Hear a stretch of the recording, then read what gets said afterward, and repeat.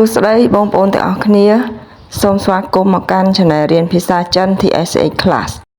ចាថ្ងៃនេះយើងរៀនអំពីពាក្យពូយ៉ោមានន័យថាកុំឬក៏មិនត្រូវចាពាក្យនេះគឺជាពាក្យដែលយើងហាមឃាត់គេកុំឲ្យធ្វើអ្វីមួយឬក៏មិនត្រូវធ្វើអ្វីមួយចាអញ្ចឹងយើងចូលមកដល់មេរៀនរបស់យើងពូយ៉ោមានន័យថាកុំឬមិនត្រូវចាមិនត្រូវធ្វើអ្វីមួយឧទាហរណ៍不要太夸张不要太夸张មិនត្រូវថៃពេកខ្វចាងនិយាយអួតបំផ្លើសការប៉ັດ不要太夸张មានន័យថាកុំអួតពេកឬក៏កុំអួតបំផ្លើសការប៉ັດពេក不要乱说话不要乱说话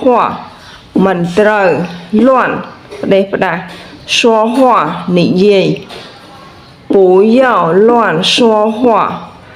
មានន័យថាកុំនិយាយផ្ដេសផ្ដាសឬក៏មិនត្រូវនិយាយផ្ដេសផ្ដាសទេ不要打扰我不要打扰我មិនត្រូវតារោរំខានវខ្ញុំពូយ៉ោតារោវ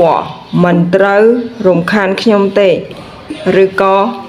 កុំរំខានខ្ញុំចាដូចគ្នាឬមិនត្រូវរំខានខ្ញុំទេ不要乱不要说谎话不要说谎话មិនត្រូវ说និយាយ谎话ពាក្យកុហក不要说谎话មិនត្រូវនិយាយពាក្យកុហកទេ不要贬低别人不要贬低别人មិនត្រូវ贬低បន្ទាបឬក៏បង្អាប់别人អ្នកដតីពូយ៉ោមិនត្រូវ贬ទីបន្ទាបឬក៏បង្អាប់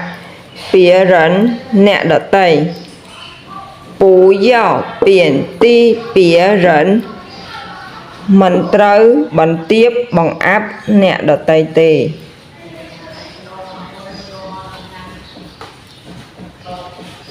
不要太伤心了不要太伤心了不要មិនត្រូវ太ពេក伤心ខូចចិត្តឬក៏ពិបាកចិត្ត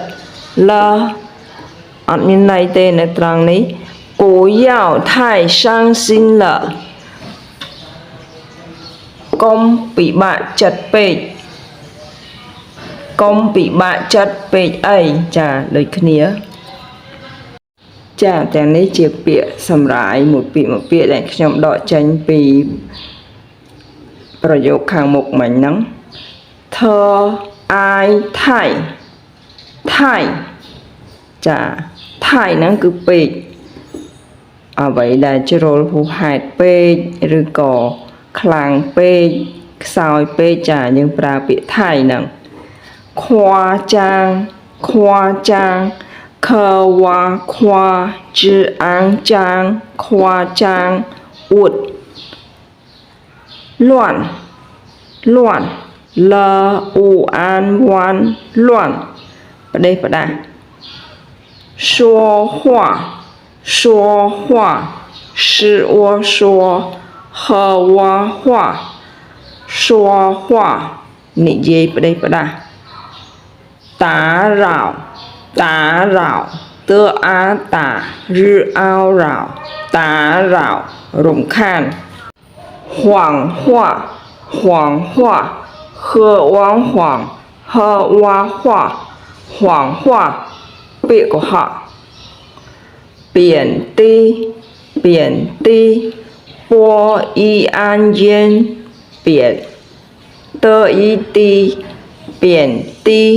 bằng tiếp bằng áp sang xin sự áng sang xin khôi chặt rồi có bị bạ chặt ចាមេរៀនរបស់យើងសូមសម្រាប់ត្រឹមប៉ុណ្ណឹងសិនយើងនឹងជួបគ្នានៅវីដេអូលើកក្រោយសូមអរគុណជូនពរសុខភាពល្អជម្រាបលាចែកជាន